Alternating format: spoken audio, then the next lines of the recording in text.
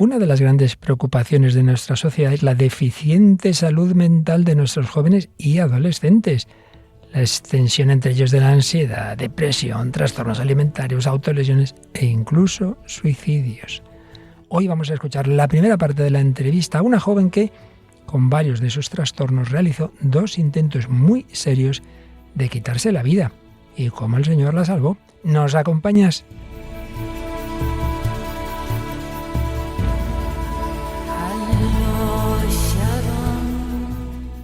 El hombre de hoy y Dios, con el padre Luis Fernando de Prada.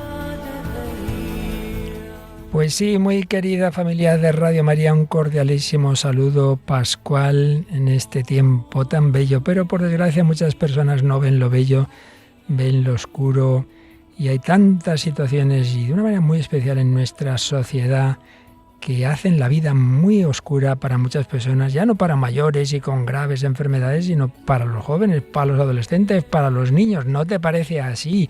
Tú, especialista en niños, Paloma Niño, bienvenida. Un saludo, padre Luis Fernando, y a todos los oyentes. Pues desde luego que es un tema importante para tratar porque está en el orden del día, pero es realmente preocupante, ¿no? Pues todas estas enfermedades mentales que siempre han estado presentes, pero muchas veces cuando la edad ya había sido más avanzada, ¿no? En edades pues infantiles, juveniles, son edades para pues disfrutar, ¿no? Ser felices, no tener excesivos problemas, pero ahora, aunque parece que les queremos evitar a los niños pues todos esos problemas, de alguna manera quizás, no sé, se nos está olvidando la parte más importante y nos estamos centrando en darles pues todo lo exterior que realmente no necesitan, porque llega un momento en el que se encuentran pues con el vacío, el sinsentido, y ocurren todas estas enfermedades. Desde luego que es para estudiarlo mucho más profundamente, pero también para hacer algo, ¿no? En muchos de nuestros programas y por supuesto en los especialistas de medicina, de psicología, tratan este tema desde otra perspectiva. Pero aquí rompemos ahora mismo hasta cierto punto lo que íbamos tratando. Digo hasta cierto punto porque estamos hablando de filosofía. A fin de cuentas la filosofía busca el sentido de la vida, del mundo y de todo, ¿no? Pero rompemos el hilo en el que íbamos, que nos quedaba todavía algo más de Platón, para uno de esos programas que siempre gustan mucho porque ya no son ideas, son vidas. Un programa testimonial, una entrevista que un servidor ha podido realizar a una chica que conozco hace algún tiempo. Ella en este momento tiene 23 años, es estudiante de psicología, antes había estudiado otra cosa, pero bueno, todo esto nos lo contó hace unos días, que la tuvimos aquí en Radio María, la entrevistamos, larga la entrevista, hoy vamos a escuchar la primera parte y veréis desde su experiencia, pues eso, podemos entender un poco, yo creo que oyendo a esta chica, cómo lo pasan de mal tantas veces, aunque no les entendamos en muchas ocasiones los adolescentes, hasta los niños, los jóvenes, y cómo puede una persona joven, que en principio no, mirado desde afuera, no tenía una situación especialmente difícil, quererse quitar la vida. Pues es lo que vamos a escuchar a Alicia Zapatera, y oiremos enseguida ya su presentación. Así que, Paloma, agradecemos a todos los, como siempre, los que se han comunicado con nosotros, pero como tenemos el tiempo muy justito, vamos directo a escuchar la entrevista. ¿Te parece? Eso es, pues ya para el próximo día esperamos los comentarios de todos.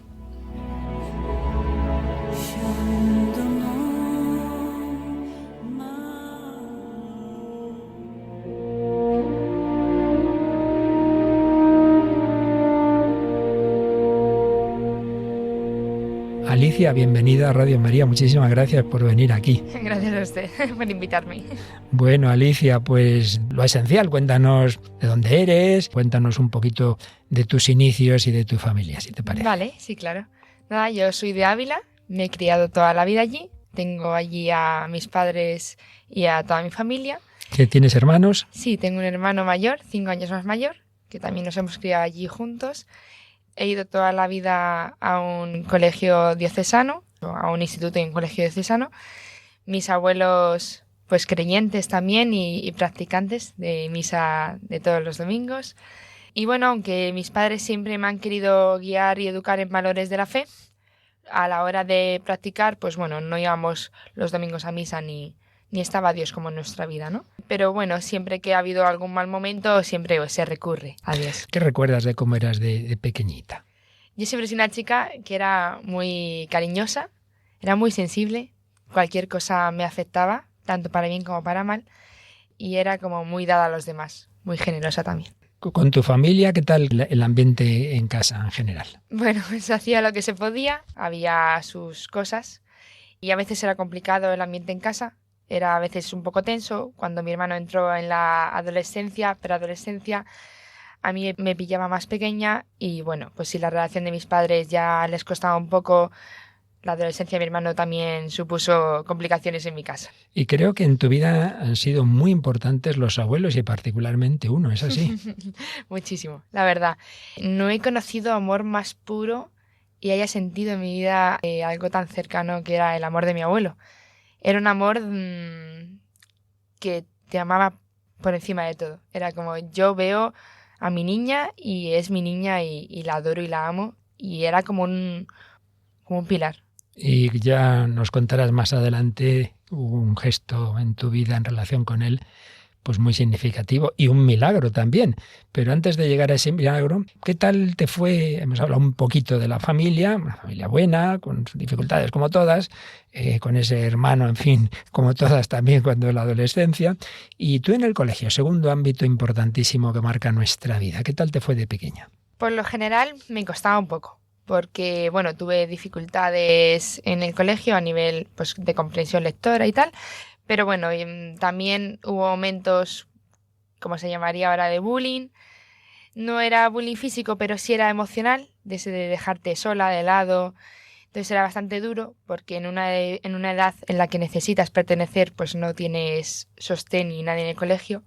Entonces, bueno, fueron momentos un poco críticos, la verdad. ¿Había algún aspecto por el que se metieran contigo en concreto?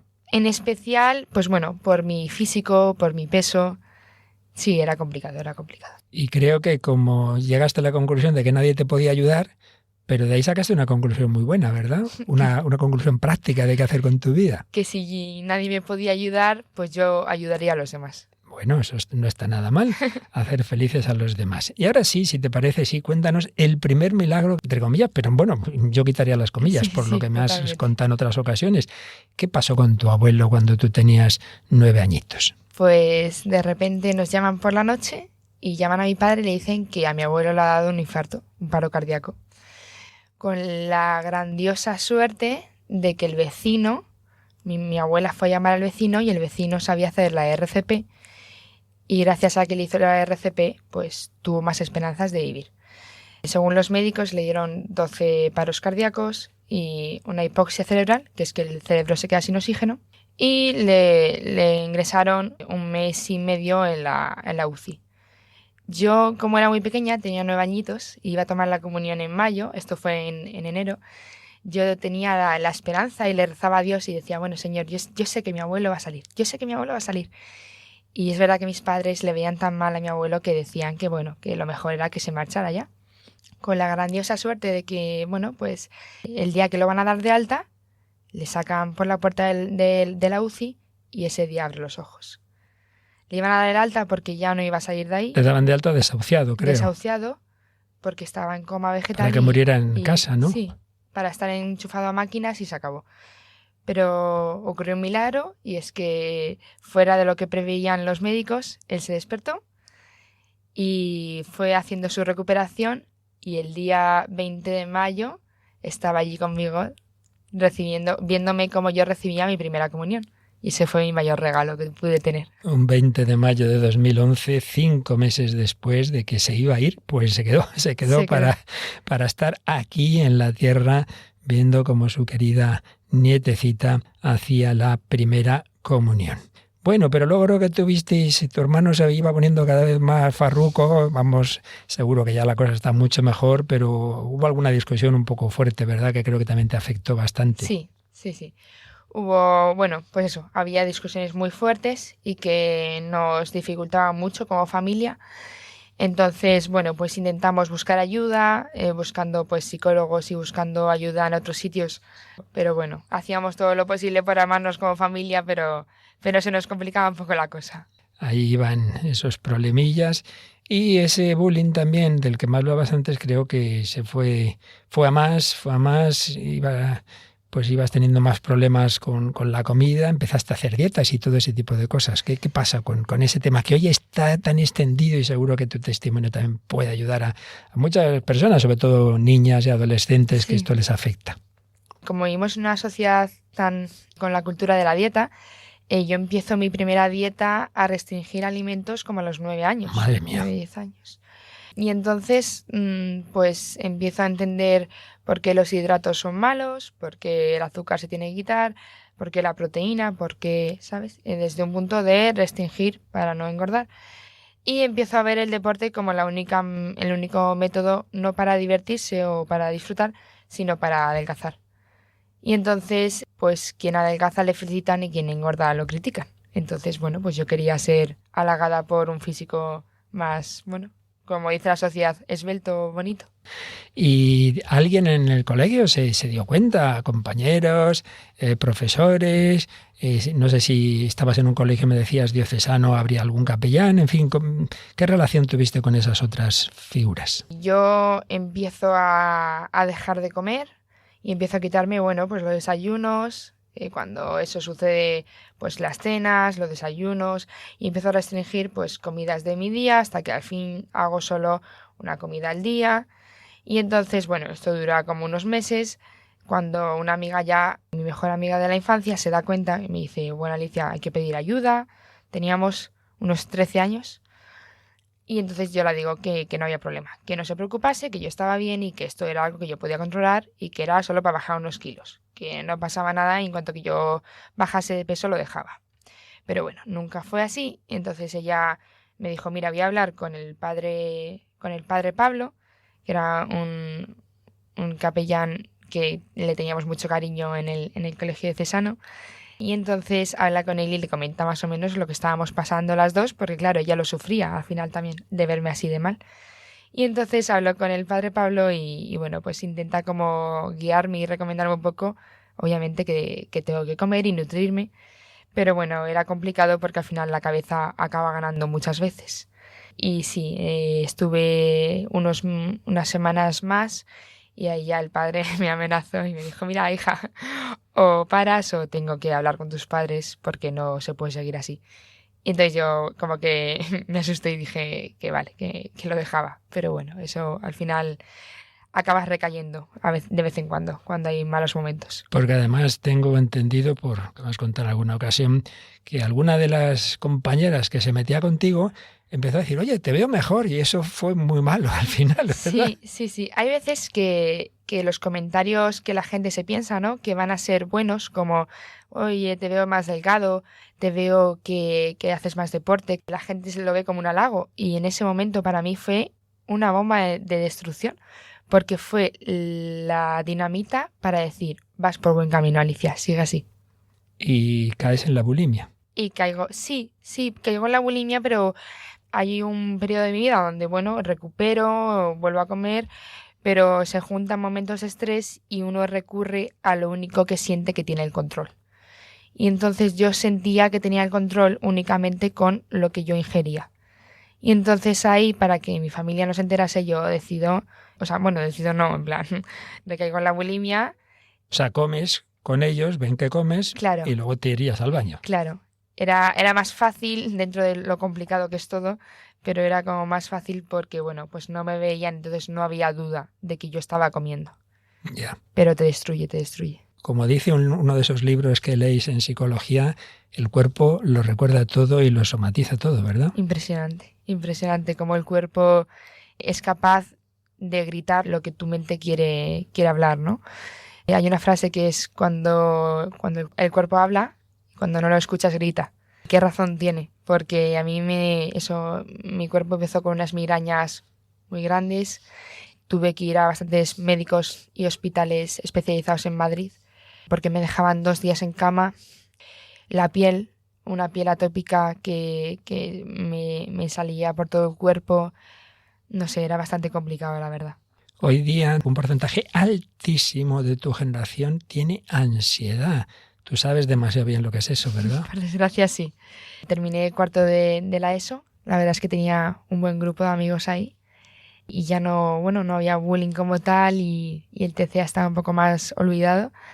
Pero bueno, llega la querida ansiedad, que es despertarte con un nudo en el pecho, sin poder respirar, y yo solo sentía que me ahogaba.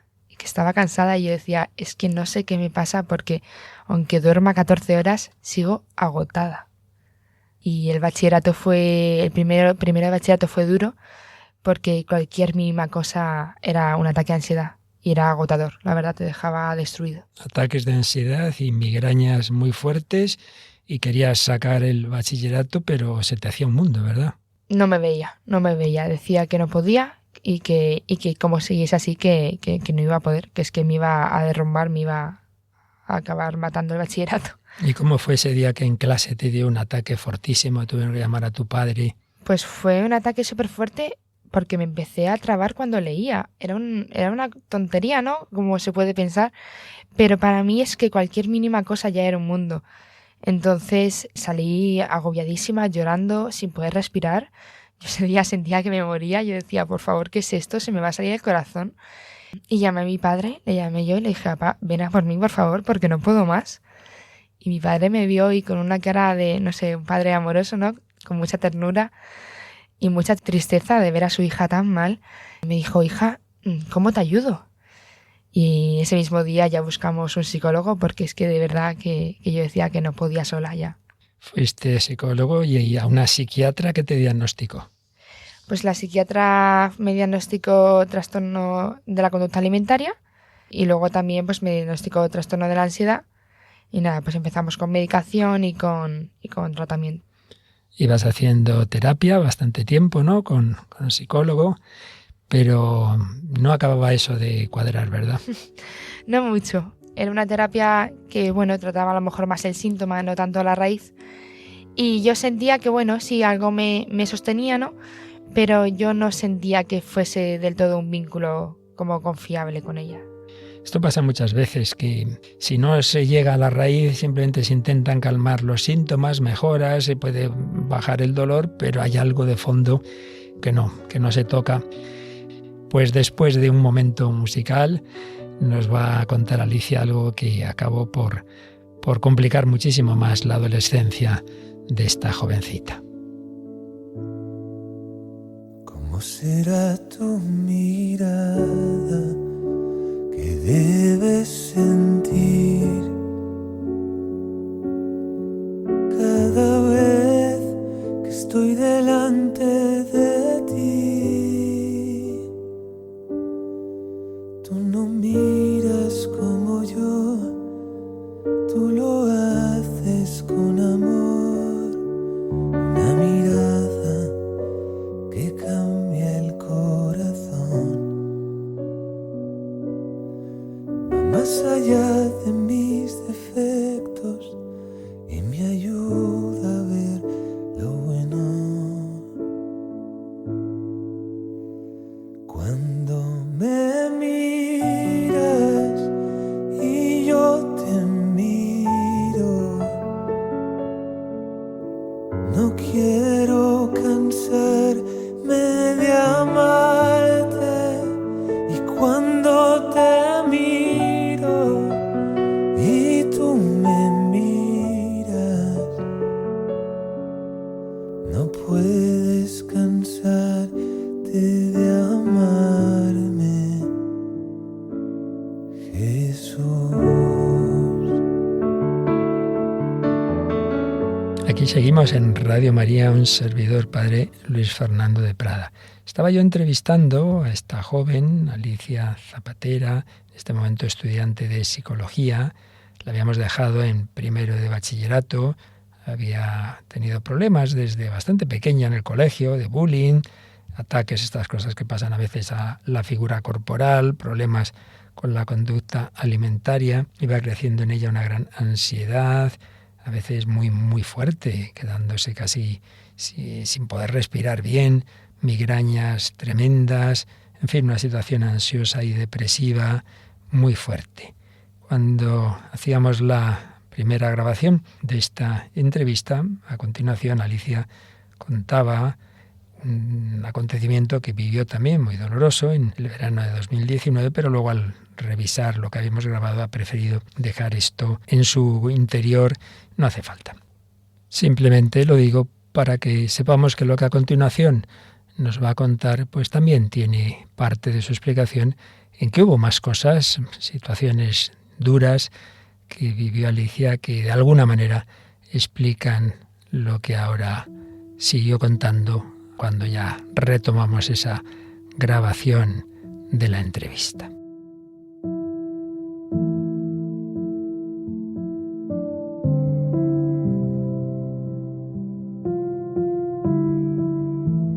Yo decido pues acabar con mi vida y digo, mira, yo no puedo seguir con ese sufrimiento, es algo que nadie está preparado para vivir, entonces decido que eso se acaba aquí. ¿Y cómo fue ese día en que intentas poner en práctica esa terrible decisión? Pues yo decido que me despido medianamente de mis padres y... Sin decirles nada, sin ¿no? decirles Es nada. que no levantando Claro, sospechas, claro. exactamente.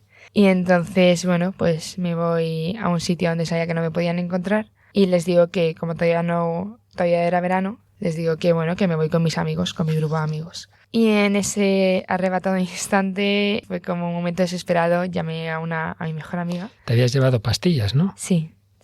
Y llevé a mi mejor amiga y la dije, por favor, tengo que quedar contigo. Y bueno, no, en ese momento pues teníamos una relación complicada, entonces me dijo como que no, que ahora mismo no. Entonces yo ya dije, mira, pues ya está, pues se acabó. Pero bueno, cuando me tomé aquellas pastillas y también los cortes como manera de desahogar toda la rabia, la furia, no sabía muy bien cómo expresar todo lo que yo llevaba adentro. Las autolesiones. Claro. Entonces, en cuanto que lo hago, veo que se va muy lento y escribo a un amigo del grupo y le digo que por favor que venga por mí, porque bueno, que estoy muy mal. Y viene a por mí y le cuento todo lo que acababa de hacer, pero bueno, a los 10 minutos pues me caigo desmayada.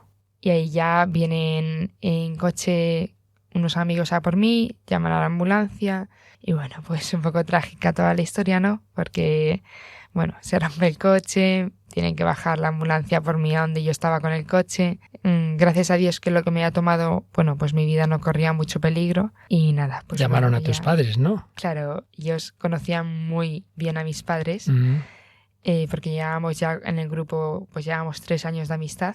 Y entonces, claro, llaman a mis padres, los pobres, pues obviamente cómo van a estar, ¿no? Si le han dicho que su hija se ha intentado suicidar. Y entonces yo tengo un recuerdo que no podré olvidar, que es que cuando a mí me sacan del coche, que estaba averiado, y me meten a la ambulancia, mis padres ya estaban allí y entonces mi madre grita con una voz desesperada, mi hija, mi niña, no te me vayas. Y la verdad es que fue una voz que no podré olvidar nunca, ¿no? La voz de tu madre llegó a tu corazón, mi niña, no te me vayas.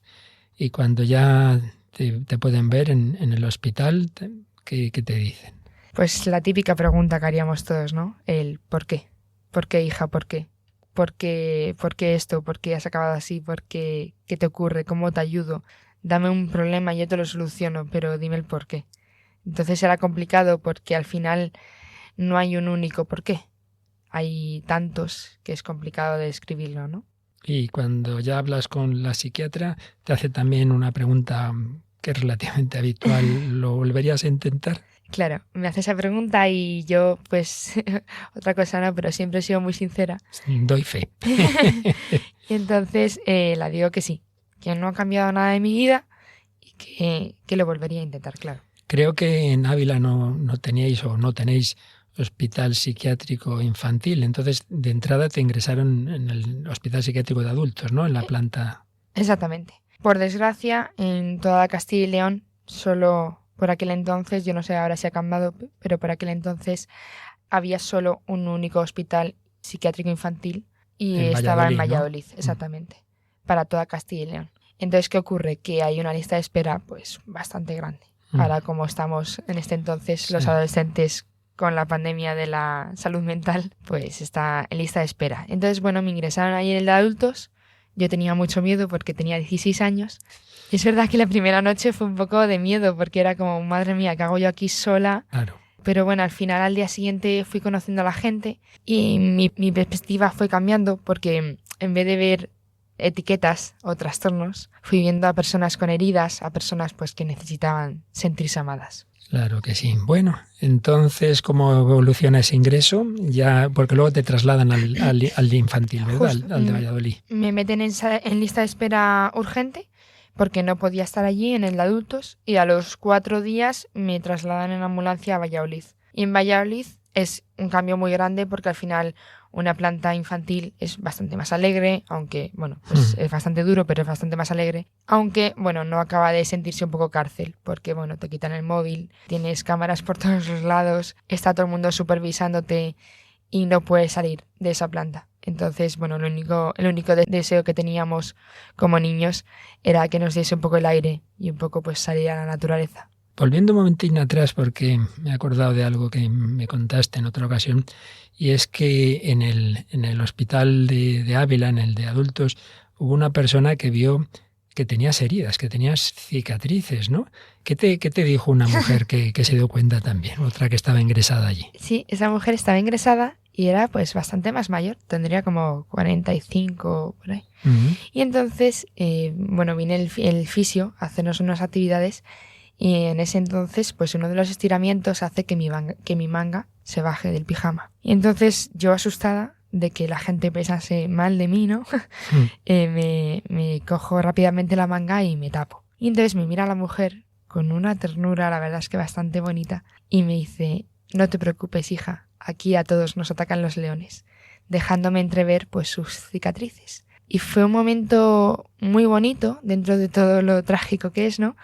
Porque es como, aquí no vas a ser juzgada. Qué bueno.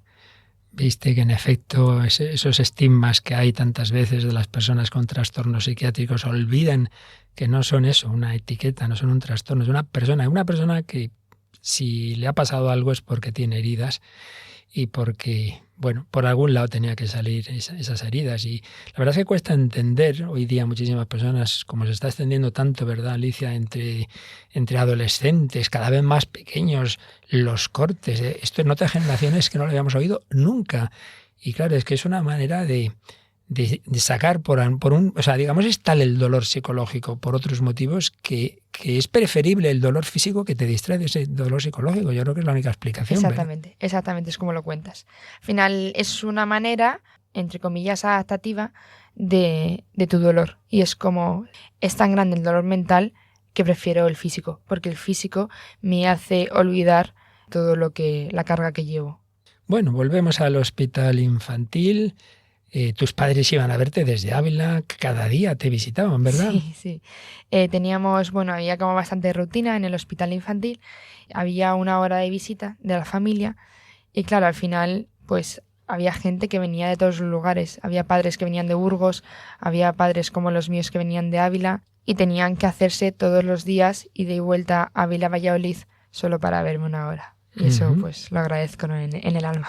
Ahí tenías a tus padres y con ese amor y con ese sufrimiento que los pobres han pasado contigo. Pero los problemas seguían ahí, porque, bueno, te dan el alta, ¿no? ¿Y cómo sigue tus trastornos alimentarios, etcétera, etcétera? Ahí me dan el alta y yo decido dejar bachillerato por lo bien que me venía. Decidí empezar un grado medio de marketing. Y yo pensaba que ahí ya, bueno, pues que mejoraría todo, ¿no? Mis padres también tenían la esperanza de después de este choque, después de soltarlo, pues ya mejoraría todo. Pero bueno, al final, cuando una depresión te agarra, es bastante complicado dejarlo tan fácil y tan pronto. Entonces, yo salgo del Hospital Psiquiátrico Infantil de Valladolid a las 2 semanas de estar ingresada. Y en cuanto que salgo, pues como no sabía cómo lidiar con mis problemas, pues recaigo en la bulimia. A las pocas semanas, gracias a Dios, mi padre se da cuenta y me dice que no podía seguir la cosa así. Y entonces me dice que tengo que parar. Entonces, bueno, le hago caso y pues paro. Y empezamos, bueno, pues con Herbalife para bajar de peso porque era mi único objetivo. Y luego ya hay un trastorno alimentario que se llama ortorexia, que es que tienes que comer todo ultramente sano. O sea, no puedes comer otra cosa que no sea una comida saludable. Cualquier ultraprocesado es algo bastante malo. Esto viene un poco por el movimiento de Real Food de Carlos Ríos, pero bueno, eso al final es bueno si no lo haces desde algo muy extremista. Y obsesivo. ¿Qué pasa? Que yo era muy obsesiva y entonces yo cogí esto todo muy a rajatabla y era muy dura con la gente. Yo entiendo que en ese momento ser mi amiga era complicado porque yo cualquier cosa que veía que no era correcto lo criticaba. Bueno, así que, aunque no es tan fuerte el tema de esos trastornos, pero bueno, sigues un poco con esa obsesión, pero ya has empezado ese grado de marketing, te va gustando. ¿Y qué tal la relación con los compañeros de ese nuevo instituto? Al final, yo como había estado un poco acostumbrada a recibir ese bullying, ¿no? Por desgracia, estaba pues eso, un poco mal con todo el tema de la depresión, la ansiedad, el trastorno alimenticio y tal. Que bueno, pues que hay momentos complicados con mis compañeros, con algunos con los que no me llevaba extremadamente bien, y pues empieza a haber un poco de rifirrafe. No iría tanto como bullying, porque al final, bueno, pues ya éramos más adultos y ya sabíamos más o menos pues qué cosas sí, qué cosas no. Pero bueno, era complicado porque no terminaba de encajar en ningún sitio. Bueno, pues después de todas las cosas fuertes que nos ha contado Alicia, nos queda otra todavía más fuerte, que aquí seguiremos viendo cómo el Señor nunca abandona a nadie, cómo salva a todo el que se deja salvar, pero vamos a escucharlo eso después de otro momento de reflexión con la ayuda de la música. Por tu iglesia que te espera a oscuras, por tu pueblo que te reza guardando la aurora, te rogamos,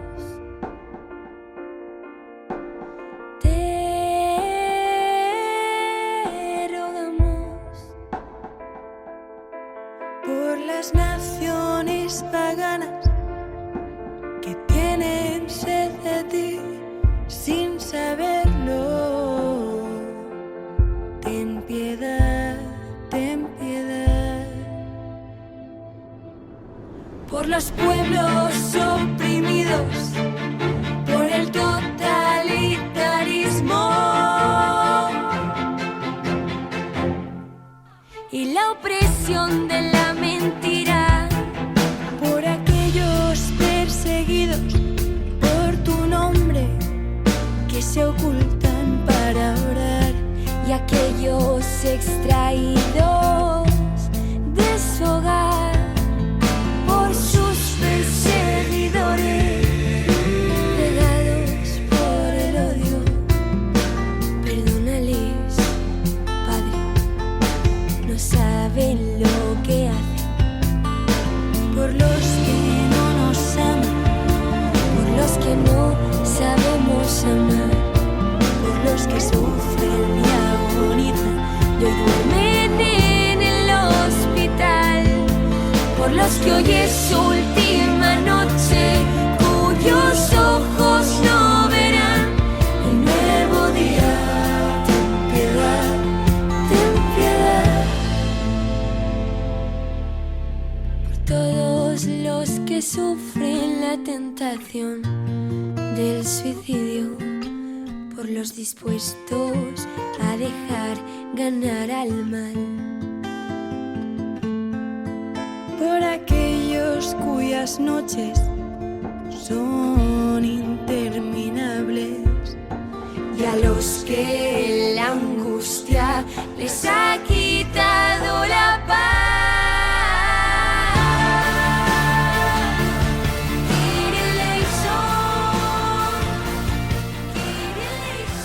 Aquí seguimos en Radio María en esta entrevista a esta joven Alicia Zapatera, con una vida difícil, con una serie de heridas, de dificultades y de pensamientos de que este dolor es excesivo.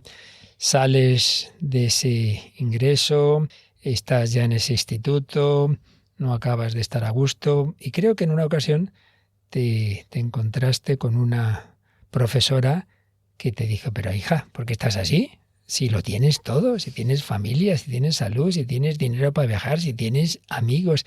¿Qué te hizo pensar ese comentario? Me dolió mucho, ¿no? Porque era que no podía sufrir ni estar mal porque tenía todo lo que la vida me había dicho que era lo que me iba a dar la felicidad. Todo lo mundano y todo aquello que era material.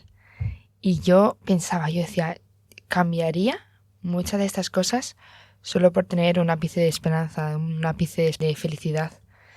Me dolió mucho ese comentario, porque no soy digna ni de poder sufrir por el hecho de tener algo de dinero, ¿no? Y entonces esos pensamientos negativos que ya te habían llevado a un intento de suicidio seguían en tu cabeza. Sí, no se iban del todo. Por desgracia, no era capaz de eliminarlos de mi cabeza. Y era algo complicado porque yo no quería tenerlos. Porque era algo que yo quería eliminar de mi cabeza. Y un día, desesperadamente, con una psicóloga de la Seguridad Social, la dije, es que no soy capaz de eliminar estos pensamientos de mi cabeza. Yo cualquier cosa que veo, pienso, ¿cómo es la forma de quitarme la vida? Y es horroroso porque estás viviendo sin poder parar de pensar en querer morir. Entonces eso te acaba destruyendo. Yo estaba agotadísima, muy agotada, no podía más. Estamos en febrero de 2020, ¿no es así? Está a punto de comenzar la pandemia, pero tú tienes una pandemia peor en tu cabeza. ¿Y qué ocurrió? Pues en febrero, a finales de enero, ingresan a mi abuelo. Y yo ya había tomado un poco la decisión de irme de esta vida porque yo sabía que lo mío ya no tenía solución. Y entonces, como era el ser que yo más amaba en este mundo, decido esperarme para saber que él estaba bien. Y cuando yo supiese que él estaba dado de alta y bien, yo me iría en paz. Así fue. El 5 de febrero a mi abuelo le dan el alta. Y el 6 de febrero yo sin ninguna esperanza ya decido acabar con mi vida. Organizo todo de una forma mucho más extrema para saber que eso yo no saldría de ahí. Esta vez no va a fallar. Esta vez no va a fallar. Al final es un poco práctica cuando ya lo intentas varias veces, por desgracia. Pierdes un poco el miedo. Entonces yo, con bastante mente fría y bastante cabeza, organicé todo y pues para no asustar a para que mis padres no se dieran cuenta, pues puse el modo avión, fui al instituto y a las 2 clases me fui del instituto. Y me fui a un edificio abandonado. Creo que, lo elegí un poco también porque me sentía un poco igual que el edificio. En ruinas. En ruinas.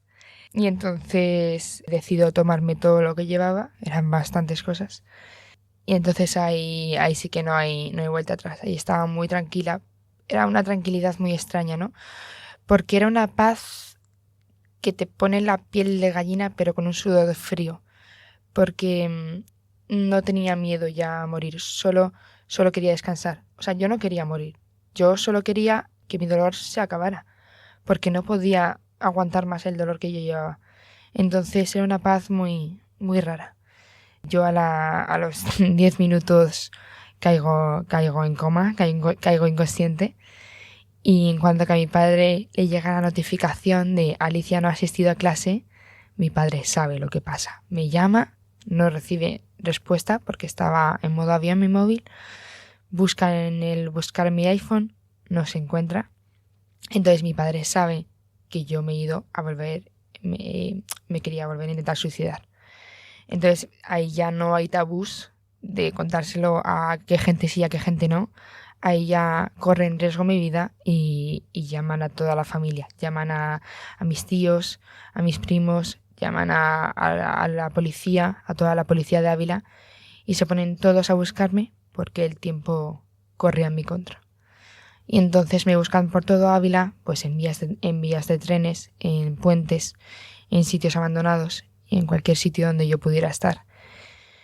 Llegan exactamente al sitio donde yo estaba, al edificio, y se ponen a gritar, pero yo, pues como estaba ya en coma, no les oí. Y me buscan, pero no me encuentran. No me encuentran y deciden irse allí. Y ahí, cuando se van, mi padre se va a la otra punta de Ávila a buscarme a otro sitio y yo ahí vivo un milagro. Vivo un milagro porque yo puedo jurar de que yo no quería ya sobrevivir a eso. Y entonces, no sé cómo, pero se desactiva el modo avión. Con la suerte de que al desactivarse el modo avión, mi padre y mi madre y toda la gente volvió al sitio donde yo estaba gracias al buscar mi iPhone, porque allí ya no iban a volver, porque me habían buscado allí y yo no estaba. Entonces salta donde estaba, bajan corriendo y de ahí no se iban si no me encontraban. Y entonces me buscaron y me encontró mi hermano. Y mi hermano entre gritos y llantos gritaba: aquí está, venir, aquí está. Y entonces, bueno, pues ahí entre mi primo, mi hermano, me cogieron y la policía y tal, pues me llevaron urgente al hospital. Y en el hospital ya pues hicieron todo lo que estaba en su mano, pues diciéndoles a mis padres que no sabían, bueno, pues que habían hecho todo lo posible y que estas horas que venían eran muy, muy críticas, eran muy importantes porque de eso dependía mi vida. Y bueno, pues al final el Señor tenía unos planes más grandes para mí y entonces yo salgo de esa misma noche yo me despierto, un poco todavía ida de todo lo que me había tomado y nada, pues ya ese fue un nuevo inicio de mi vida. Ahí ya pensé, bueno, no sé, yo no creía en Dios, pero yo decía, ¿qué quiere la vida de mí? En plan, ¿por qué no me deja irme? No lo entendía. Porque ¿cómo te sentiste al ver que no habías conseguido tu propósito? Decía, es que no valgo ni para morirme. Ay, pobre. Pero no, decía, no entiendo, o sea, es que no lo entendía. No entendía el por qué estaba con vida. Digo, si solo quiero irme, digo, no sé, en plan, la gente ya rehacerá su vida, ¿no? Pero yo, que me dejen en paz, no quiero sufrir más. Sí, esto es lo que se suele decir con la eutanasia, que en realidad la gente no es que quiera morirse, sino dejar de sufrir. Y si no se le ayuda a ello, ¿verdad? Y a ti, pues bueno, no se había conseguido, por más que muchas personas lo intentaron, ayudarte a que fueras feliz. Y bueno, pues fue tu salida. Y nadie sabe, ni lo sabremos hasta que lleguemos a la vida eterna, qué pasó con ese móvil, por qué se activó, si tú ya estabas absolutamente inconsciente, el modo avión, ¿verdad? Asombroso. El caso es que el Señor quería a su ovejita, tu abuelo, estoy seguro que estaba también rezando un montón, Sí, ¿cómo lo no? creo. ¿Verdad que sí? Y bueno, a partir de ese momento, ¿cómo va tu vida? Pues a partir de ese momento no queda otra que tirar para adelante, porque tirar para atrás ya sería, pues eso, estar muy mal. Y entonces empiezo a avanzar poquito a poco con una psicóloga que yo la debo mucho. Ujú. Ahí sí te sentiste a gusto. Sí, empecé a coger vínculo. Estaba antes del segundo intento de suicidio, pero después del segundo intento de suicidio me dijo, Alicia, o somos sinceras o no te puedo ayudar. Y la dije, vale, tienes toda la razón. Y entonces ahí ya, bueno, yo me quedé ingresada en el hospital psiquiátrico infantil y en el de adultos un mes y medio, 50 y tantos días, un mes y medio por ahí. Y ahí ya me dan el alta, no porque mejore, porque no veía mejora y por eso estaba tanto tiempo ahí ingresada, sino porque me dicen que viene un tal COVID. Y yo digo, no sé qué es eso, pero a mí no me hace mucha gracia. Digo, llevo aquí cerrada, porque al final estás encerrado en un sitio tantos días que se hacen eternos, y que me dicen que me tengo que volver a encerrar y que no puedo ver ni a mis abuelos ni a mis amigos. Y yo decía, esto no puede ser verdad, ¿no? Pero bueno, al final eso me ayudó porque tuvimos momentos de familia que nos ayudó también a unirnos como familia. Y nada, pues vivimos la pandemia juntos los 4 y yo poco a poco pues fui tirando para adelante y fui mejorando todo, bueno, poquito a poco, pues los ámbitos de mi vida. Aunque creo que hubo otro factor de relación con amigos, entre comillas, que te hizo daño. Sí, bueno, fue complicado porque yo había puesto 2 pilares en mi vida, que uno era mi abuelo y otro era mi grupo de amigos. Y bueno, pues hubo una discusión bastante grande con mi grupo de amigos y al final acabé sola y fuera de ese grupo. Esto fue a mitad de pandemia. El mismo día, eso fue por la noche y por la mañana se había muerto el padre de mi madre y de un paro cardíaco. Y fue bastante duro porque era como, ostras, he perdido a mi abuelo esta mañana. No hay otra manera de que me sueltes esta bomba esta noche. Entonces, bueno, fue muy duro, la verdad, porque yo me vi sola perdiendo al único pilar que yo entendía que tenía. Y entonces ahí se me cayó todo.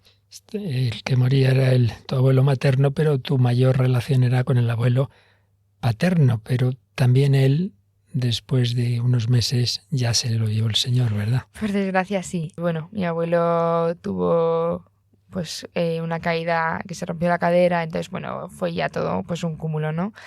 A nivel mental también la pandemia le afectó, porque al final al estar tan cerrados, pues cognitivamente pues es complicado. Y entonces yo pierdo a mi grupo de amigos en abril, al abuelo, al padre de mi madre en abril, y en ese verano lo paso, bueno, más o menos pasable, con una amiga de la infancia que era vecina, que nos unimos las dos como hermanas. Y entonces en septiembre mi abuelo ya se puso muy malito, le metieron en cuidados paliativos. Y entonces yo, un día de susto, nos avisaron de que mi abuelo se iba, fuimos corriendo y yo mira, yo no creía en Dios, pero yo le pedía, Señor, déjame un día para despedirme, por favor, déjame un día para despedirme. Y así lo hizo porque duró una semana más y yo entré y había algo que yo sentía que era la última vez que yo tocaba la mano de mi abuelo. Y le decía que la amaba muchísimo y que él me quería, pues eso, como su única nieta que tenía, y yo pues, mi abuelo. Lo que son los abuelos, tanto nos insistió, bueno, todos los papas nos han hablado los últimos años de la importancia de los abuelos, pero particularmente el Papa Francisco lo resaltaba mucho. Madre mía, supuestos amigos que bueno, sin entrar en detalles, te dejan de lado, los dos abuelos se te van, y particularmente con el que tenías tantísima relación. Pero hay una cosa preciosa con la que terminamos esta parte de la entrevista, y es que muchas personas te habían pedido, empezando por tus padres, claro, que prometieras que no ibas a volver a intentar lo que ya en 2 ocasiones habías hecho, y creo que se lo prometiste a alguien, ¿no? Yo, aparte de ser bastante sincera, cumplo mi promesa y cumplo mi palabra. Entonces, mi padre, entre lágrimas, me hizo prometerle que yo no iba a volver a intentar suicidarme. Pero no era algo que yo controlase. No era algo que yo decidiese si sí o si no.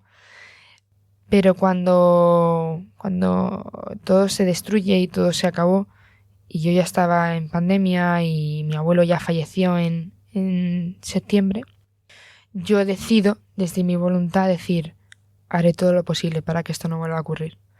Y le prometí a mi abuelo algo que no había prometido a nadie, que era, abuelo, voy a tirar para adelante sea como sea, y voy a cuidar a tu mujer y a tu familia como tú nos enseñaste.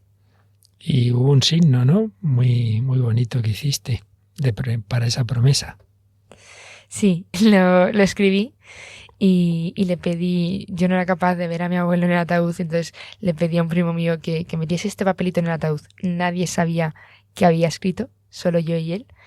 Y le pedí perdón porque yo, no sé, es complicado, ¿no? Porque yo no creía en Dios, pero a la vez sí. Porque yo decía, ya verás, cuando mi abuelo suba al cielo, porque yo tenía clarísimo que ese señor era un santo, y yo decía, ya verás cuando suba al cielo y vaya a ver todo lo que he hecho con mi vida. Digo, va a llorar, lo va a pasar fatal, pobrecillo.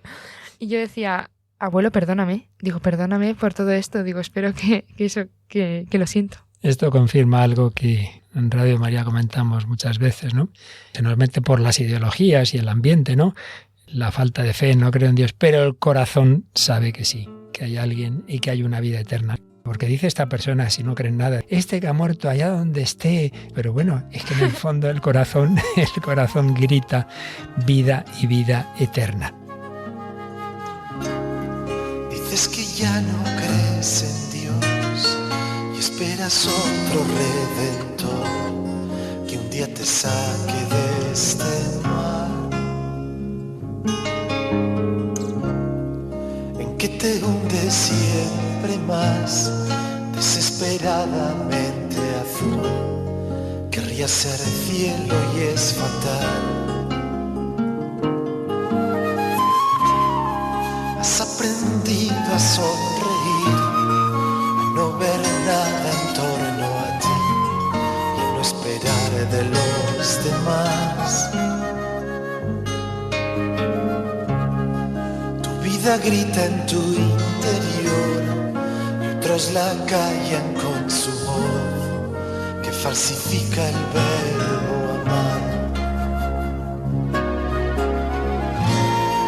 Esperan que tú hagas igual y te lo piden por favor una vez más. Y a cambio ofrecen libertad con su perfume de dolor que mata en ti la eternidad. Te preguntas si es así, no lo puedes explicar, pero algo hay.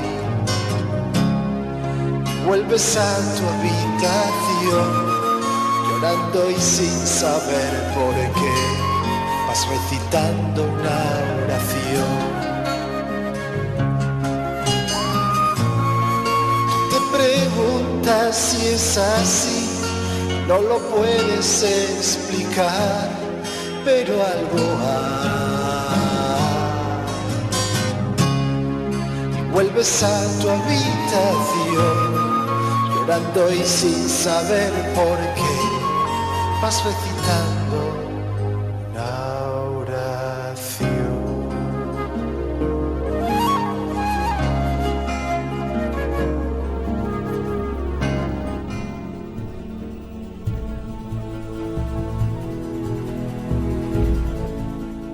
Bueno, querida familia de Radio María, creo que, en fin, nos habrá dejado este testimonio muy pensativos, nos ayudará a entender estas situaciones. Claro, nos queda a lo mejor, porque hoy hemos oído el ir para abajo hasta ese punto del suicidio, no una tentativa así un poco medio en serio, medio en broma, no, muy seria como acabamos de escuchar, pero el Señor tiene salida para todos y el buen pastor no iba a dejar sola a esta ovejita, y es lo que oiremos el próximo día. Paloma, tú y yo ya hemos oído la entrevista completa. Vale la pena que nuestros oyentes no se pierdan lo que viene, que es lo más bonito, ¿verdad? Sí, vale la pena para que, bueno, pues sigamos teniendo esperanza, y que a pesar de que el mundo está como está, la sociedad pues lleva muchas veces a los jóvenes a muchas difíciles situaciones, pero hay esperanza porque Dios está ahí y solo hay que encontrarlo.